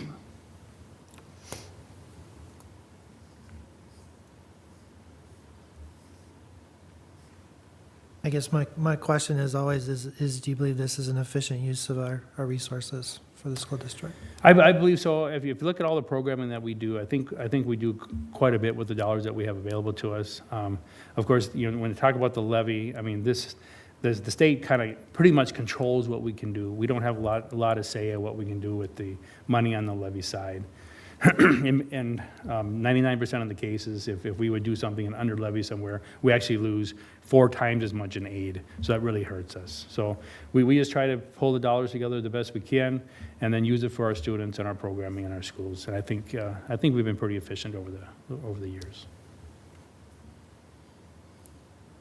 Anyone else? Yeah.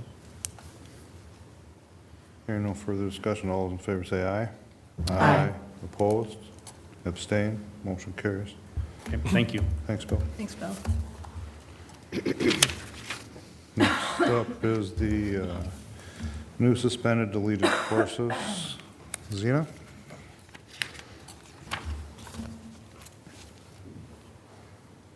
Chair Larkin, members of the board, Superintendent Kelly. At a previous school board meeting, you were presented with the new suspended deleted courses for 2017-2018 school year. So this evening, the governance issue for action is approval of the courses to be offered in the 2017-18 school year. The list is in your board book there that was presented. I just wanted to note one change per board discussion at the previous meeting and conferring with Principal Robleski. Previously, we had 2 just simple name changes, but based on the discussion and then, like I said, conferring with Principal Robleski, we decided to move that down to an additional course. So what I'm talking about is the Preparing for College and Careers, the 11th grade course. We do feel that the content will be significantly changed, that we'll just say add and make it as a new course instead of a simple name change, whereas the changing human biology to anatomy and physiology won't change the actual content of the course. The other courses there are listed for you and previously presented. So I'm here again to seek action. Start with the motion to move that forward. So moved. Laura? Second. Paula? Thank you. Discussion. Would these suspended courses then possibly be brought back if there's sufficient enrollment and interest? So the suspended courses are not deleted, they're simply suspended, so that there is a possibility of that. Okay. I'm just really glad to see that the courses that we're adding are rigorous. I mean, they're rigorous content, you know, so I'm very, very happy to see that. Thank you. Anyone else? I just, the reason I ask is it's important to maintain trade-related courses as well, and with auto maintenance and those kind of courses, aviation, I hate to see them be gone when there's students who have that interest. Not all students are college-bound, but are trade-bound. Anyone else? Okay. Hearing no further discussion, all those in favor say aye. Aye. Opposed? Abstain? Motion carries. Thank you. Thanks, Zena. Next up is the police liaison contract approval. Bill's back.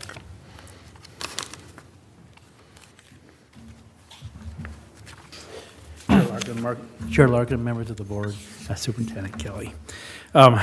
Last meeting, I brought forward a new contract with the City of Columbia Heights for the liaison officers that we use. This is a program we've had in place for quite a few years. We see it very beneficial, and we certainly recommend that we continue with the program. If you turn in your packet to page 36 and 37, you can see the amounts that we're looking at paying. The city does a very, very nice piece with us where we only pay for 9 months of that particular officer, plus only 50% of that. The city actually pays for the other 50%. So our actual cost total for both buildings is right at $91,000 for this next year. And again, like we talked in the levy presentation, we use the crime levy money to pay that cost. You looking for a motion to move that forward? So moved. I'll second. Ted, you were second. Thank you. Discussion.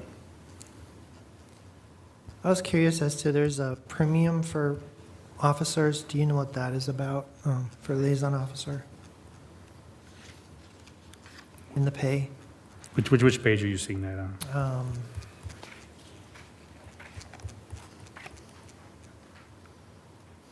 Page 15.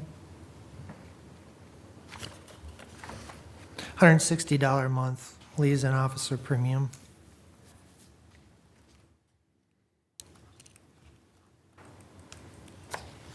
I believe that's that's a benefit premium amount for a particular insurance that they're paying for. Oh, premium that way? Yeah. Okay, all right.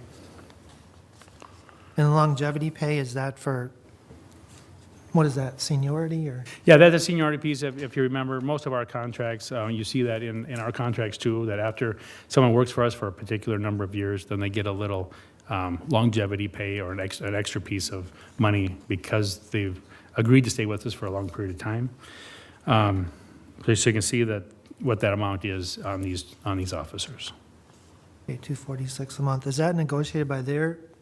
Yeah, Union? we don't negotiate. They've broke this down so we know exactly what we're paying for. But this is their contract, and they negotiate directly with their police officers Okay. for these amounts. Okay, thank you.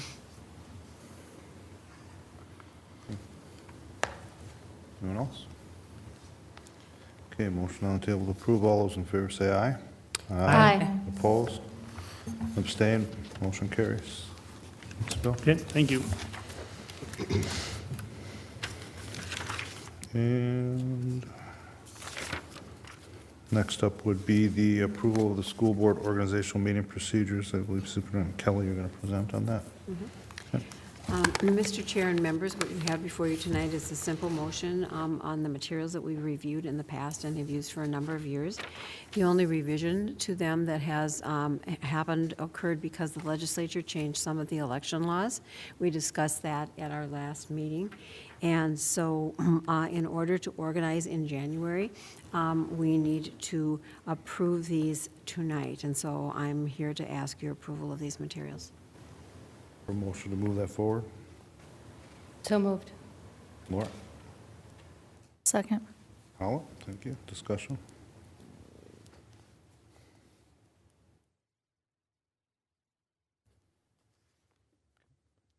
Hearing none, all those in favor say aye. Aye. Opposed? Abstained? Motion carries. Thank you. And next up under board topics, we'd like to take a moment to recognize one of our school board members. So if I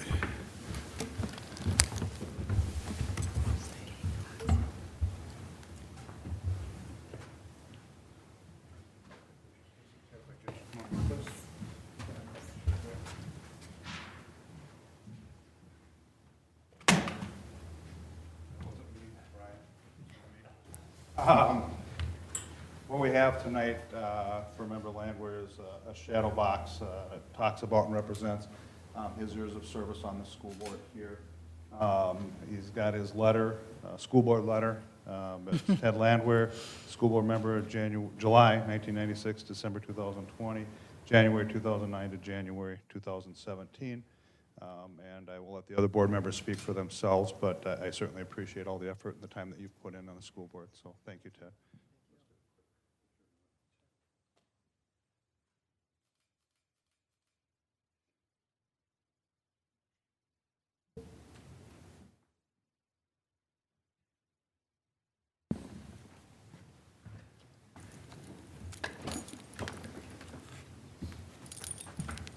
Make them all step. Huh? Yeah, absolutely. Yeah, there's still. Thank you, thank you so much. That's awesome.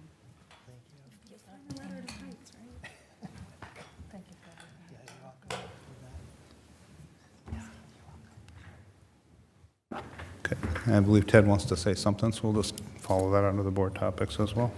Thank you. Just wrote a few things. It's been 12 years, so I got a few things to say.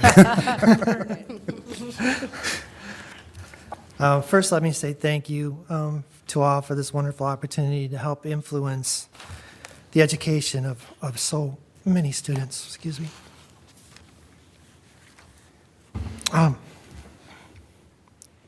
During the 12 years that I've served on this Board of Education, overall, it's been a very rewarding experience. And I believe it's helped to really enhance our community, which I love.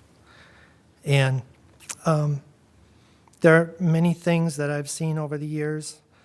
There's still some concerns that I have that I want to share, not in a spirit of be critical or offensive, but to raise awareness of these issues and to shed light on those issues. As someone who has studied effective school boards over many, many years as an interest, you go to conferences and you learn how school boards are supposed to run and work and what makes them highly effective school boards.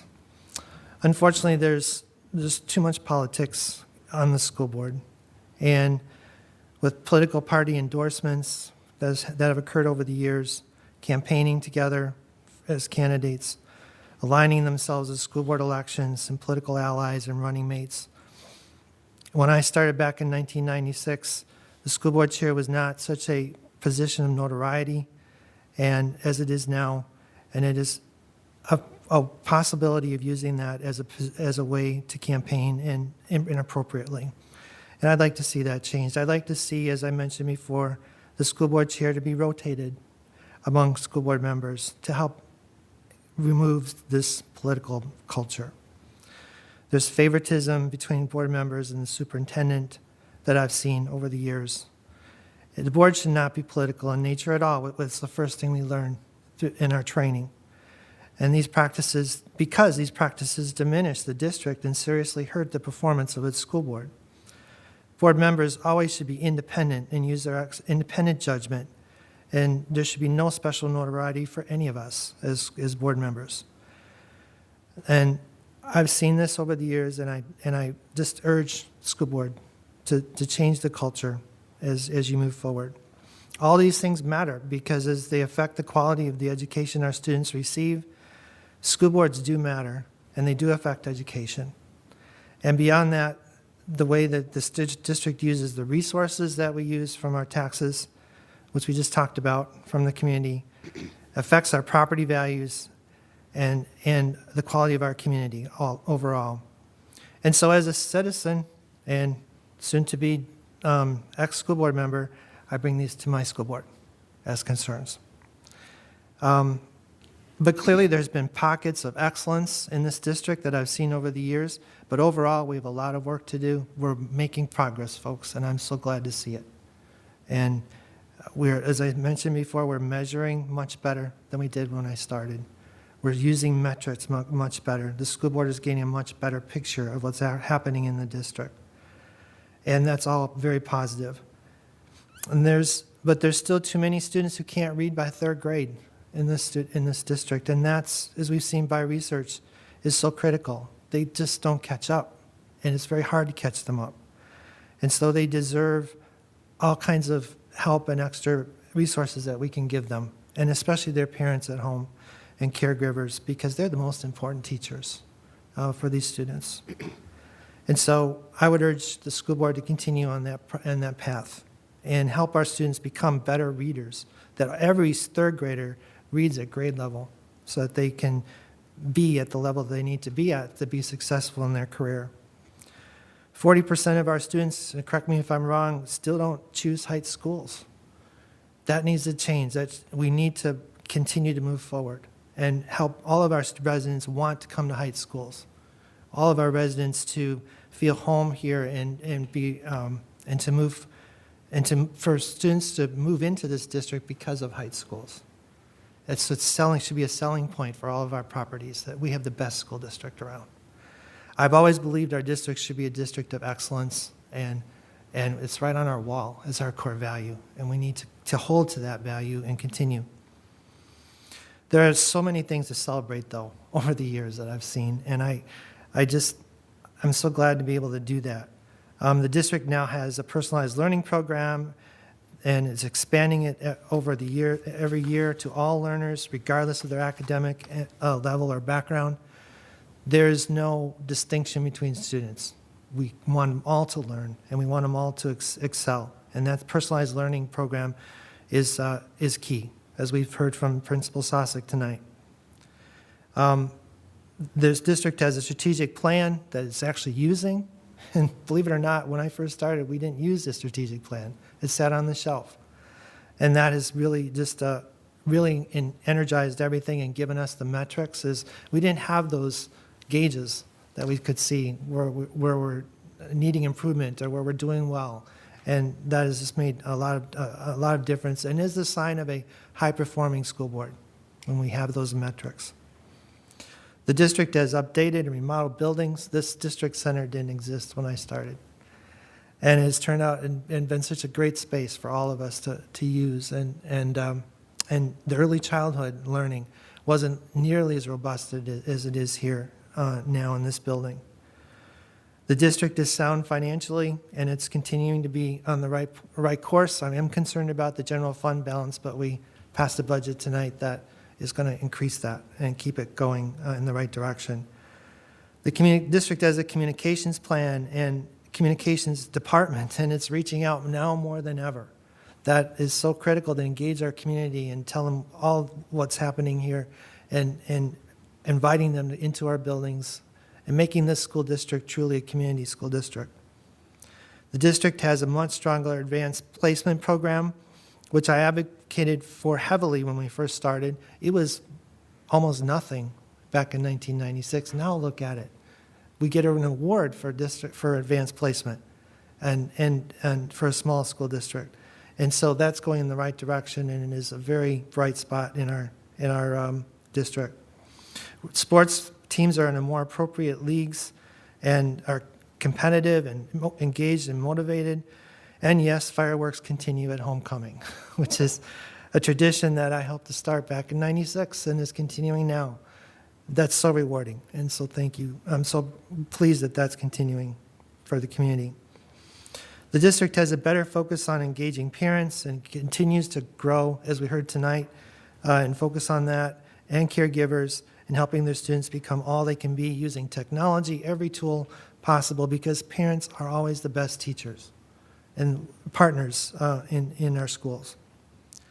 There's more opportunities for students and more collaborations than ever with other districts to best use our resources to benefit our students.